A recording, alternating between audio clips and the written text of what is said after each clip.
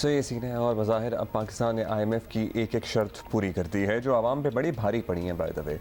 और इससे पहले गैर मामूली तौर पर IMF ने PTI की क़यादत से मुलाकात करके यकीन दहानियाँ भी हासिल की थी, जिससे अंदाज़ा लगाया जा सकता है कि सख्त शराइत के साथ साथ IMF मॉनिटरिंग भी रख रहा है। इसलिए पाकिस्तान के पास IMF प्रोग्राम पूरी तरह फॉलो करने के अलावा कोई गुंजाइश है ही नहीं। ये है मामला सारा। इसी पे बात करते हैं। मौशी तज्ज़ियाकार मोहम्मद सुहेल साहब हमारे साथ मौजूद हैं। सुहेल साहब, शुक्रिया आपने वक्त दिया। बहुत शुक्रिया। सबसे पहले तो हम यही बात कर लेते हैं कि पाकिस्तान को सऊदी अरब से $2 अरब मिल गए हैं और एक बड़ा ज़रूरी इंजेक्शन जो चाहिए था वो हमें अब मिल गया है। तो क्या अब हम ये यकीन रखें कि आज IMF के इजलास में नए प्रोग्राम को हतमी ग्रीन सिग्नल मिल जाएगा? बहुत ज़्यादा चांसेस हैं कि ये बोर्ड की अप्रूवल बड़ी स्मूथली हो जाएगी और उसके कुछ दिनों के बाद हमें पैसे भी मिल जाएंगे, क्योंकि हमने माजी में भी देखा है कि जब स्टाफ राज़ी होता है, अपनी रिपोर्ट पेश कर देता है और कोई बड़ा इंसिडेंट नहीं होता स्टाफ लेवल एग्रीमेंट और बोर्ड मीटिंग में, तो नॉर्मली ये अप्रूवल हो जाती है। तो बज़ाहिर लग रहा है कि IMF का बोर्ड पाकिस्तान के लिए ये प्रोग्राम और उसकी पहली ट्रांच अप्रूव कर देगा। चलिए, दैट्स गुड टू हियर। अच्छा जी, अब ये तो चलें, जब होगा इंशाल्लाह। आज का दिन है, हतमी चीज़ फाइनल होके सामने आ जाएगी। सुहेल साहब, IMF का प्रोग्राम इस दफ़ा 9 माह का है, लेकिन वो इसे गैर मामूली तौर पर संजीदगी से भी ले रहे हैं। वैसे तो हमेशा ही लेते हैं, लेकिन इस मरतबा हर सियासी जमात से भी बात कर चुके हैं। तो क्या ये समझा जाए कि इस मरतबा उनकी शराइत पर अमल करना, उम्मीद तो वो यही करते हैं, लेकिन we don't have any choice, any option, we should anyway. Monitoring उनकी पहले से ज़्यादा कड़ी होगी इस मरतबा हम पे। ये शॉर्ट टर्म प्लान माजी में भी होता आ रहा है पाकिस्तान में। ये कोई ऐसी बात नहीं है कि ये 9 माह का प्रोग्राम पहली दफ़ा दिया गया। पाकिस्तान को भी मिलता रहा है, दूसरों को भी मिलता रहा है और लॉन्ग टर्म प्लान भी मिलता रहा है। और जहाँ तक ये है कि वो पॉलिटिकल पार्टी से मिल रहे हैं, तो हमने देखा है कुछ दूसरे ममालिक में भी जहाँ पे इलेक्शंस होने वाले होते हैं, तो वो एक रस्मी प्रोसीजरल मैटर होता है उनके लिए कि वो उनसे मिलते हैं।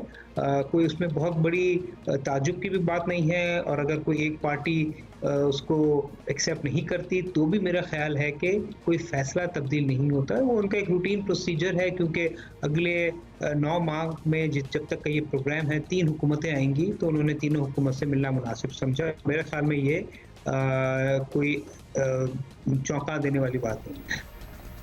बहुत शुक्रिया मोहम्मद सुहेल साहब हमसे बात करने का। तो अब बॉटम लाइन ये है कि इंशाल्लाह अब जो चीज़ें हम चाहते थे हमें मिल रही हैं, अब हमें ठीक काम करना चाहिए और ये जो शर्तें हैं सब कुछ हमें पूरी करनी चाहिए, and we should not violate anything, वरना फिर बहुत बैड हो जाएगा हमारा। अच्छा जी, आपको पता ही है कि जो आजकल सोशल मीडिया का ज़माना है, सोशल मीडिया में जो रील्स होती हैं, जो टिकटॉक वीडियोस होती हैं, जो यूट्यूब वीडियोस होती हैं, उनमें बड़ा ज़बरदस्त काम कर रहे हैं लोग और हम तो बड़ा इनकरेज करते हैं बच्चों को। लेकिन उन वीडियोस को बनाने के लिए या तो आपके पास एक अच्छा कैमरा हो या आपके पास एक अच्छे वाला आईफोन हो। ठीक है, मेरे पास नहीं है, इसलिए कोई रील नहीं बनती है। अच्छे वाला ही है माशाल्लाह, अल्लाह का शुक्र है जो है। ठीक है, लेटेस्ट ना हो लेकिन है तो ठीक है ना, इतना भी पुराना नहीं है। लेकिन आपने कभी सोचा है कि हमारे यहाँ लोगों को आईफोन ख़रीदने के लिए 14 प्रो मैक्स की अगर बात कर लें, 128 GB, या 14 प्रो मैक्स पे भी ना जाएं, 14 प्रो की बात कर लें, तो दुनिया के मुकाबले में अगर हम एक जायज़ा लें, तकाबली जायज़ा, कितने पैसे खर्च करने पड़ते हैं? तो सालाना तनख्वाह का हम गेज रखेंगे और एक रिपोर्ट पे बात सामने आई है कि मुख्तलिफ मुल्कों में, जैसे कि अगर हम स्विट्ज़रलैंड की बात करें, स्विट्ज़रलैंड के अगर आप शहरी हैं तो आपको अपनी तनख्वाह का सालाना सिर्फ 1.8%, 1.8% खर्च करना पड़ेगा एक iPhone 14 pro 128 Which doesn't sound too bad, मतलब सालाना उनकी अमरीकी 1%, दो चलो जिनकी कंपनी है एप्पल, वो कितना खर्च कर रहे हैं अमरीकी, बताएं ना। I don't know। अच्छा, 2.2%। ये सिर्फ, अच्छा, ये आप अमेरिका का बता रहे हैं, ये स्विट्जरलैंड हो गया, फिर अमेरिका जो है, अमेरिकी जो है अपनी सालाना तनख्वाह का सिर्फ 2.2%। ये सालाना तनख्वाह हम बड़ी आर्बिट्रेरी टाइप में रखा दुनिया में आपको पता है एक एनुअल इनकम ही कंसिडर की जाती है ना, वही एक गेज होता है। हाँ, लेकिन हमारे यहाँ तो एनुअल इनकम इसकी कुछ है तो इसकी कुछ है, तो बहुत डिवाइड है। तो पूरी दुनिया में ऐसा ही है, बट उनकी मिनिमम वेजेस डिफाइंड है, मिनिमम वेजेस सेट हैं, इसलिए हम ये बात कर रहे हैं। सो उनका स्टैंडर्ड ऑफ लिविंग, इसीलिए तो वहाँ पे अगर आप आप प्लम्बर भी हो तो आपके पास अपनी गाड़ी होती है और आप एक अच्छे मॉर्गेज घर में रह रहे होते हैं। 100% ट्रू। ठीक अच्छा, है। पाकिस्तान में क्या सीन है? पाकिस्तान में अगर आप आईफोन ख़रीदना चाहते हैं और आप एक एवरेज पाकिस्तानी हैं, औसत तनख्वाह का एक कितना परसेंट 104.1% आपको खर्च करना पड़ेगा। मतलब यानी कि ना सिर्फ कि अपनी साल सारी की पूरी तनख्वाह उससे भी ज़्यादा। बट अब people are going to start judging people जिनके पास है आईफोन 14।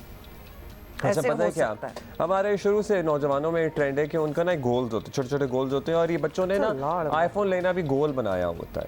और ये हम ये नहीं कहते कि उनको हमेशा कुछ शो मारने का शौक है, लग्जरी है। आजकल एक्चुअली ये सोशल मीडिया में बड़ा अच्छा नौजवान हमारे काम कर रहे हैं and this is a basic necessity. अच्छा, इंडिया का क्या था? इंडिया का क्या लिखा हुआ है? आई जस्ट वांट कि हम जरा रीजनल कंपैरिजन करना चाहते हैं। सो 43%, 43.9% हाँ, उनको अदा करना होगा। हमसे आधा, हमसे आधे से भी आधा। हाँ, हमसे कम। यस, बिल्कुल कम। तो हम इस लिस्ट में I think we would be the ones जिनको सबसे ज़्यादा ही देना पड़ेगा। So I think we all need a break after this और थोड़ा सा रंज कर लेते हैं अपने हालात पे। हाँ, हम वी आर हार्ड वर्किंग, हमें बेहतरी आनी चाहिए कलेक्टिवली पाकिस्तानियों को।